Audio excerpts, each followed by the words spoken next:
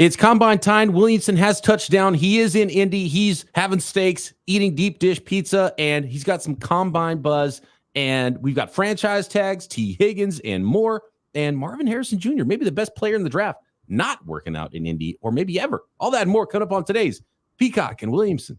NFL analyst Brian Peacock and former NFL scout Matt Williamson bring you expert NFL analysis every day in less than 30 minutes. Get an inside look into the NFL on the field and in the front office.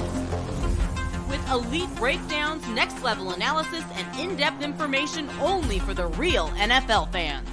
This is Peacock and Williamson, and it starts now.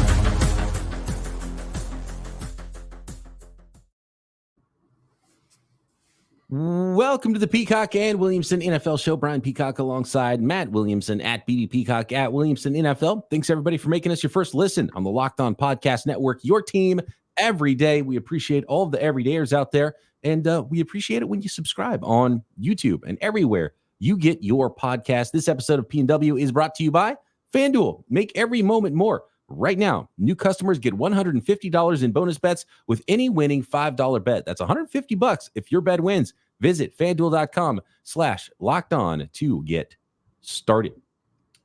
All right. As you can tell, if you're watching this on YouTube, Matt Williamson in his hotel room. He's getting ready to go out and do the thing and rub some elbows and hopefully get some more insight that he'll share with us on tomorrow's episode. We got to start with some hard news, some hard NFL news coming out of Indianapolis, and that is that Tee Higgins has officially been franchise tagged by the Cincinnati Bengals. We've got word that Carolina Panthers edge rusher Brian Burns and cornerback L'Jarius Sneed for the Kansas City Chiefs are likely to get that franchise tag. And then running backs Saquon Barkley and Josh Jacobs will not be getting the franchise tag, Matt. Let's start with Tee Higgins. I think this one was one of the most obvious and still a big opportunity for a tag and trade here between the Bengals and another football team. Yeah, and it's funny. I just recorded tomorrow's episode of Locked On Dynasty, and we were just talking about, like, if Tee Higgins is, one of your guys you own in Dynasty, are you happy about this? Would you prefer he left? And I kind of thought this is a good situation. I mean, yes, you'd love him to be the number one in Carolina or something like that, but Chase taking a lot of attention away from him with Burrow throwing him the ball.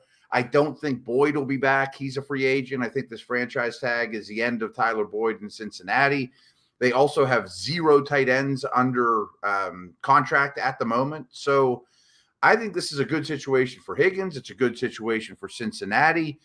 You probably get another year out of him, and then you can send him on his way or whatever. I doubt you give him the long-term deal because Chase will be up for that point as well. But, I mean, you can listen to offers, but I think in the end, I'd rather roll with Chase and Higgins than Chase, Boyd, and a second-round pick or something like that. If I place the over-under on Carolina's 33rd pick, the first pick in the second round of the draft, on the trade that the trade value that the Cincinnati Bengals get back if they do trade Tee Higgins, pick 33, over or under on that? I think you nailed it. I mean, that's a great line. Well, I'd go over. I just don't think they'll get better than that. Like, I don't think the Chiefs will give you 32, with their contract situations. Mm-hmm. I think Carolina would love to pry Tee Higgins away from you for 33 because they need established guys more so than rookies. They have the cap space to handle it. Does Cincy say yes to that? Oh, could Buffalo do it again where they trade another first-round pick for another receiver? Maybe. They're a little more cash-strapped too, though. Well, that would be if they do something with. I still feel like there's something weird going on with Diggs, and maybe they flip Diggs, bring in Tee Higgins. Kansas City would probably, if they're willing to spend the money on re-signing Higgins, because that'd be part of a tag and trade, would be they'd probably just be able to go sign Mike Evans. So if you look at Baltimore or KC at the end of round one, that might be in the market for a wide receiver, they would be more likely to be able to get that high-end veteran, whereas a team like Carolina Panthers would be the one more likely to target someone like Tee Higgins and give up the draft capital. So it might be a little difficult to get a first-round pick. I'm trying to look at teams that might be willing to do it. I have one name. I don't have a likely path, but what about the Bears? If I'm going to go with Caleb Williams and I could throw to Higgins and more, like that's really attractive to me. But I'm thinking something like go from 9, swap first, and you give me Higgins, because the Bears don't have a second-round pick. So maybe it's something like that, or you know what I mean? Like Chicago has, I'm just thinking about teams with cap space and young quarterbacks, or cap space and a receiver away from winning the whole thing. You know what I mean? And I'm having a hard time with the latter. Yeah. So instead of trading back from 1, the Chicago Bears can utilize that 9th pick, and they might be just shy of being able to draft one of the top 3 receivers. We're going to talk a little bit more about Marvin Harrison Jr. in a bit, Malik Neighbors and Romo. Maybe a draft day trade.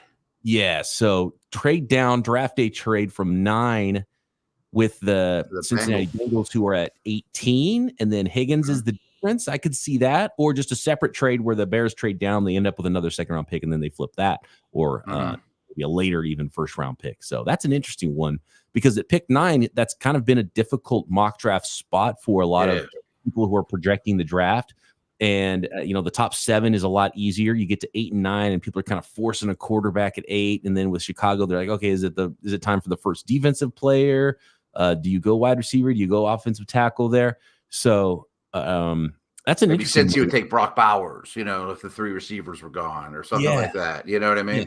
And they already have Cole Kmet there as well too. So if the Chicago Bears wanted to add capital and decide that they're not going to do that with the first pick, and they want to still utilize, flex that and give themselves more future picks, which I like the idea. I like that a lot, actually. Chicago 9 and let's see. So 900 points. Let's see. So I'm looking at the draft chart right now, actually, the trade chart, the Jimmy Johnson trade chart. I wonder if it would also be Bengals pick at 8 or something in there. Yeah, I didn't expect to go down this rabbit hole, but I kind of like this. So the Cincinnati Bengals pick at 18 is worth 900 points. To get up to Chicago's pick at 9, that's 1350. So you're looking at 450 points you need to get, which is essentially a mid-first or a mid-second round pick. It's the 45th pick is worth 450 points. So maybe you sprinkle in a 4th or something if needed. Yeah, actually, looking at it now, the Bears might actually have to give something back. At first, I would think maybe Tee Higgins might not be enough to get from 18 to 9 because of how much it costs to jump 10 spots in the draft and get into the top 10. And then what would Cincinnati want at 9? They'd be getting up for. See, that's the thing is I don't think the Bears make that trade if the top 3 receivers are gone, because they'll just take Rome or, one of the receivers. If they're not gone. Yeah.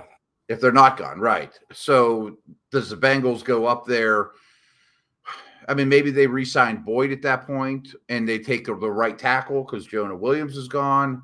Maybe they trade up to 9 and take Brock Bowers, with no tight ends on the roster, and just kind of reshape their passing game. That's an interesting. So there could be some attractive spots. Yeah. So they kind of turn back the clock on a high-end pass catcher that's now on a rookie contract instead of Tee Higgins. Right. And get younger there with Chase's contract looming and Burrow going to make a big buck. And, they have some pricey guys. Maybe. Yeah. I do think your call of Carolina 33 straight up for Higgins seems like something both teams should consider. Feels like the right value and the right trade compensation, and obviously a team that could be in the market for a wide receiver for their young quarterback and not having a first-round pick. Maybe that's the best player they think they can find there. I want to look at. But I'll be honest, like if I'm a Bengals fan right now, I'm saying tag them and let's try to win the Super Bowl. And don't tag them and don't trade them. Tag them and keep them. Yeah, at least for this year, and then worry about it later. Tag them. Let's try to win this thing, hopefully with a healthy Burrow, and give us a shot, as opposed to taking the step back. But it might be smart to take the step back. Yeah, that's tough because, cap-wise, even if they can make it work, now next offseason, do you tag them again to try to get value, or then you just let them walk and you never get anything for them? You get the third-round comp pick or whatever. Yeah, third-round comp pick eventually, maybe. Right. New England sometimes Patriots, it's Burrow. New England Patriots at 34 is another one. So maybe 33.5 would be a good number for the over-under. Yeah, it's not bad either. I mean, it's probably, especially if you're going to go quarterback at 3 and then Higgins with that pick. It's pretty good. That's a good way to reshape the passing game. Speaking of the Patriots, Daniel Jeremiah had an interesting quote about how things are structured now and how to expect them to go forward with their draft plans with Elliott Wolf as GM and no longer Bill Belichick in-house making those decisions. I know you, Matt, spoke with Daniel Jeremiah today. We'll find out what kind of nuggets you got there and more on the franchise tags. And Marvin Harrison Jr., not a track athlete. He's a football player, and he's going to work out like it. More on that next. Today's episode of Peacock and Williamson is brought to you by BetterHelp. A lot of us spend our lives really wishing we had more time. The question is, time for what? If time was unlimited, how would you use it? The best way to squeeze that special thing into your schedule is, first of all, to know what's important to you and make that a priority. Therapy can help you find what matters to you so you can do more of it. And sometimes you just need that check-in every week and make sure you're hitting your goals weekly and probably adding more time to your schedule by doing that, staying on top of it and hitting goals, and maybe finding time is one of your goals to hit every single week while you're talking to your therapist. And if you're thinking about starting therapy, give BetterHelp a try. Entirely online, designed to be convenient, flexible, and suited to your schedule. Learn to make time for what makes you happy with BetterHelp. Visit BetterHelp.com/lockedon today and get 10% off your first month. That's BetterHelp, HELP.com/lockedon.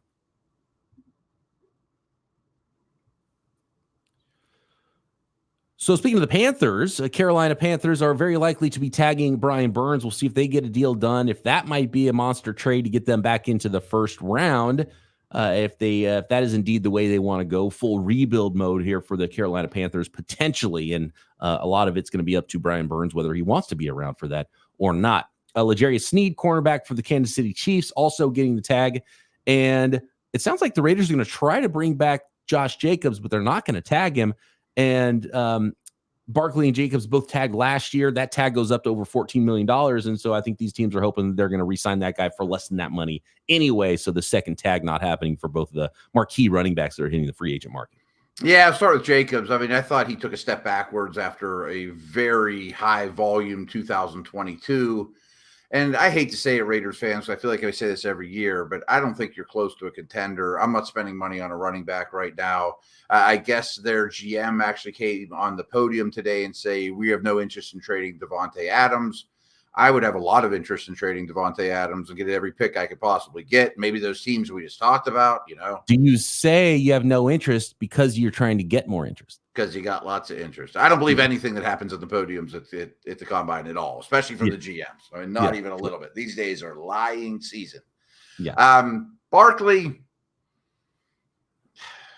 he's up in age. He's had injuries. They could use him, but are they really a contender either? I mean, if the contender's going to tag a running back, I sort of understand it. If a non-contender is not going to, I kind of think you could use your money on offensive lineman, or, you know, go sign a guard with that money and you're probably better off.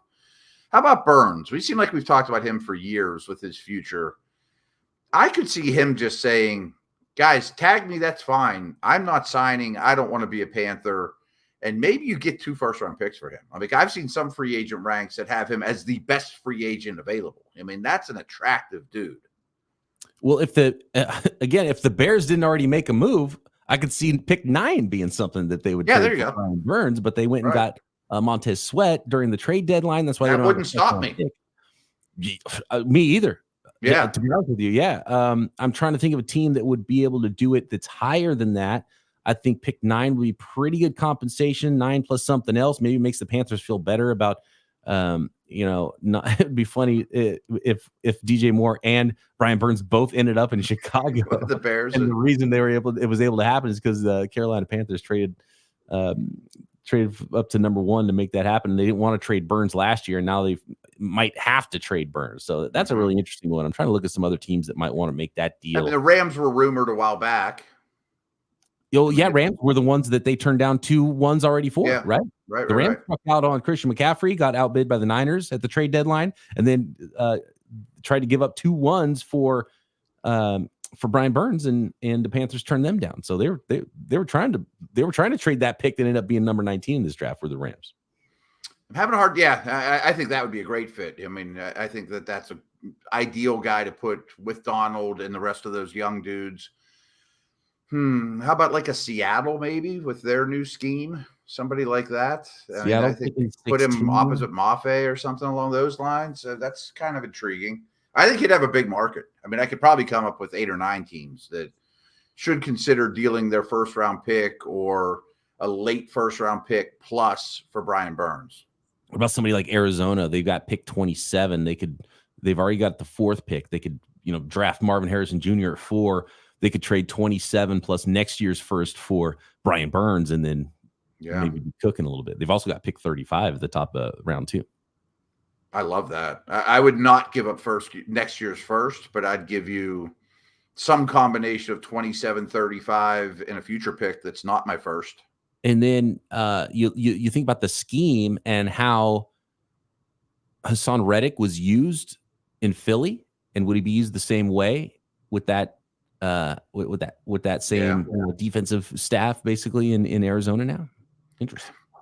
I just know that defensive staff, much like the Niners, I mean, they just want every defensive lineman they can get. Just keep bringing me hockey lines of Eagles defensive linemen, and if we could take that to the desert, that's a great place to start with Burns. I think Sneed is getting tagged because they want to keep him. So I think it's less likely that Sneed is a tag and trade candidate, but he'd probably be in the similar realm of Tee Higgins as far as what he could get traded for. I would guess. Yeah, I think if you're the Chiefs, you sign him to try to win the Super Bowl again, or you just tag him to try to win the Super Bowl again while you're talking contract with Chris Jones. Yes. You make Jones a huge offer. We haven't talked about this much, but we have mentioned Jones's effort play to play isn't stellar, but the Chiefs know it and they're fine with it. And it's good in the Super Bowl, which is what matters. Right. It's 3rd and 8. It's Super Bowl. It's playoffs. It's when we need you most. It seems like there's a mutual understanding there that we'll turn things on as a team, and you could turn things on and save your best for the best times, Chris. And I'm not sure every team's cool with that. So I think that they would be apt to sign Jones to a monster extension, tag Sneed, and I'm a big Sneed fan, but cornerbacks year to year are very volatile. Like after the season, you might be like, he had a good year, not a great year. He can go, And the Chiefs have done an amazing job of drafting and developing corners. So do they just lean into that and try to do it again? You backload Jones' contract so you can fit Sneed's tag number under this year, then you let Sneed walk. I think that's the move. And somehow you try to finagle yourself to get another receiver too, whether that's free agency or your end of first round pick, Some offensive line. They got a lot of work to do again. Yeah, they do. But I don't think anyone's crying for the Chiefs. Here's an interesting nugget from Daniel Jeremiah. And he was speaking to a lot of folks about a lot of teams in Indianapolis. Including myself. He sat right next to me for about 15 minutes today chatting. And I'm sure you got a lot of Steelers nuggets. I found this fascinating about the New England Patriots. He said executive Elliott Wolf, who's the new man in charge in New England now that Bill Belichick is gone, he'll be the draft and free agent decision maker, that New England would have taken in the past, quote, a guy 2 or 3 rounds before anyone else under Belichick, but that won't be the case under Elliott Wolf. So that's interesting there to hear that. And we might not get any big wow moments where the New England Patriots take a guy that nobody saw coming, like Cole Strange or Tyquan Thornton. And, there's kind of one guy every year. We're like, okay, wow, they like this guy. Kyle Duggar. They like this guy a lot, no matter what school he's come from. Random Rutgers guys or safeties no one's ever heard of. And I mean, I hate to say this because I have the utmost respect for Belichick, but I felt like he got way too much rope on that nonsense. Taking a guy 2-3 rounds higher than everybody else is just dumb. I mean, I don't care how smart of a football mind you are. I mean, you have to have some idea of value. And I know they've traded down a lot, and you can fall in love with players, but year after year, they're taking guys and Belichick knows more than the draft nicks. He knows more than Jeremiah and Kuiper. Of course he does. But don't take a guy that you can get 2 rounds later. I mean, that makes no sense to me at all. You can like a guy and draft a good player, but if you can get him around later, it's another free player that you can get in the round right now that you're on. Know the board. I mean, have a pretty good feel for most teams aren't going to look at him this way, so use the value. Like the Steelers and the Patriots were so good at that when they were like the only teams running 3-4s. Don't take Joey Porter in the first round when you can get him in the third. You know what I mean? Like they used to thrive on that. And now we like him. We're going to take him. I mean, that seems foolish to me. And in the year that I scouted for the Browns, this became pretty clear to me that the Patriots really only wanted their area scouts to gather data. Like, they really weren't super concerned. At least several people told me this, that they weren't super concerned with your opinion on, should I take this guy in the third round? Just give me all the data and, gather information for me, and I'll make the decisions. I really don't care what you think. Yeah. And they famously have a draft board of only 75 players on it, where other teams would have, ranked out 200, 250. I mean, there's so much evidence it's time to change your ways in terms of drafting. Next, Marvin Harrison Jr. He is not going to test at the combine and apparently not going to test at his pro day. So he's just standing on the tape. Is he going to set that trend for future prospects in future years? Next. This episode of Peacock and Williamson is brought to you by FanDuel, America's #1 sportsbook. Get buckets right now with FanDuel with your first bet, because right now new customers get $150 in bonus bets with any winning $5 bet. That's $150 extra to play with if your first bet wins. Bet on all your favorite NBA players and teams with quick bets, live same-game parlays, exclusive props. And if you don't want to bet on the NBA, that's okay, because there's still ways to bet on the NFL, even though the NFL season is sadly over. Draft props. If you listen to this podcast, you probably get some good insight on maybe ways to win with some of those draft props on FanDuel. And, of course, you can bet on next year's Super Bowl champion and a whole lot more. So visit FanDuel.com/lockedon and shoot your shot. FanDuel, official sportsbook partner of the NBA.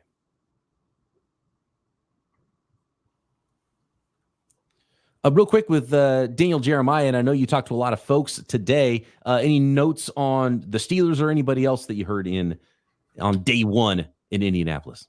Yeah, as you can imagine, DJ is a little busier than most, and he really is gracious about making his rounds. But the NFL.com people said, hey, we got to kind of make this short, keep him 10, 12 minutes, give or take. And we focused on the Steelers, of course. He had just put Fatanu, the offensive tackle for Washington, in his mock to Pittsburgh at 20. And we just kind of talked through it and really came to the conclusion that 20 is a really good spot, which I thought all along, for either a tackle or a corner, which I think they're most likely the Steelers' first-round picks. So it was a good conversation. Yeah. Which were the first two positions they took in last year's draft, too, and they still need two more of those guys. Good point. Yep. And there's a new GM here in Pittsburgh. I mean, he's an analytics guy, a money guy, Omar Khan. He's a cap guy. And I think the days of drafting running backs in round one and linebackers trading up for isn't going to happen anymore. They're going to take tackles and corners and expensive positions. By the way, I was blown away by this. It came across my timeline. Speaking of Barkley, you were mentioning how he's getting up there in age, and it's insane when you talk about guys in their 20s like that. But the position of running back in the NFL, and it just dawned on me when you said that, drafting running backs in the first round. Somebody brought up on Twitter that Todd Gurley is still in his 20s. I saw that too. He's been out of the league for, it feels like a decade already, but it hasn't been that long. But still, man, it's been multiple seasons. He's still in his 20s. That's how quickly and he seemed shot 3 years ago. Right. And he was fantastic 5 years ago or whatever it was, Yeah. That is interesting. Oh, that is pretty unbelievable. Marvin Harrison Jr. could be the first non-quarterback off the board, and it'll be a shocker if he's not the first non-quarterback off the board in the 2024 NFL draft. And apparently he's not going to work out at all at the combine. I don't know if he's doing interviews and stuff. I would assume he's still doing that. But basically, he's a football player. He's not a track athlete, so he's not going to train to be a track athlete. And so he's never going to test. He's not going to run a 40. He's not going to do it at his pro day. He's not going to test at the combine. And do you like the move for Marvin Harrison Jr. alone? And then looking ahead, is this going to set a trend? Because remember, it was not that long ago when guys didn't sit out their bowl games before they declared for the NFL draft. And then all of a sudden, a few players started to do it. And now tons of players do it. So what do you think about this choice for Marvin Harrison Jr. not to test before the draft? Yeah, I think, if his dad hadn't gone through this, would he have the guts to take this stance? Or if he wasn't a premier prospect, would he have the guts to take this stance? And if he was Marvin Williamson Jr. Right. Marvin Harrison Jr., that does make it a lot easier. And when you are already such a slam dunk prospect, all you can do is really hurt yourself anyway. So just from a marketing standpoint for yourself now, if you run a 4.5 and Malik Neighbors runs a 4.3, do you crack the door open to another receiver going first ahead of you? And so it's not even worth working out. But he also might throw down a 4.3 himself. I'm sure he would work out just fine. But another aspect of it is, and this probably comes from his dad as well, is like you're making yourself a worse football player and potentially making it more likely that you get hurt during the spring because you're training for all this stuff that's not football training. So in the end, you'll probably be a better football player for not becoming a track athlete for 2 months. It's a tremendous point, because if I were him and I'm taking my visits and my interviews now, I would tell teams two things. I would tell them, I'm running routes. I'm working on my hands. I'm working on my flexibility. I'm working on my strength. I'm not working on my track stance and getting out of my stance, which is the best for, my ability to run track, or my verticals for that matter. I mean, those type of things. I would say that to them. And I would also say, I only know this because of Bruce Feldman's freak list, but he's the second guy on the freak list. Like, just go talk to the people at Ohio. Go talk to my strength coach at Ohio State and see if I'm a good athlete or not. And here's a video of me doing everything you wanted to see, and I'm the best at it. So why am I bothering? Being a competitor, and if you know you're fast, I think it would be fun to be like, oh yeah, let me just throw down this time real quick, and it'd be like, yep. It's like Calvin Johnson throwing this, like, I'm not going to run, but I'm faster than these guys. I'm too competitive. I'm going to borrow someone's shoes and run a 4.3 at 235 pounds or whatever. And I'm sure some teams would prefer, if you're the Arizona Cardinals and you might draft him number 4 overall, I'm sure you'd prefer to at least work him out. So I don't know if he'll do football type workouts and he's just not going to test in time. So we'll see how that goes for him during this draft process, and see if it hurts him and see if other players eventually follow suit. But I mean, that's a lot more difficult. Even if you're a mid first round sort of a wide receiver, like who's the consensus wide receiver 4 in this draft? If that player did that, it would hurt their stock. Yes, I think you have to be the consensus one at your position to do that in 2024.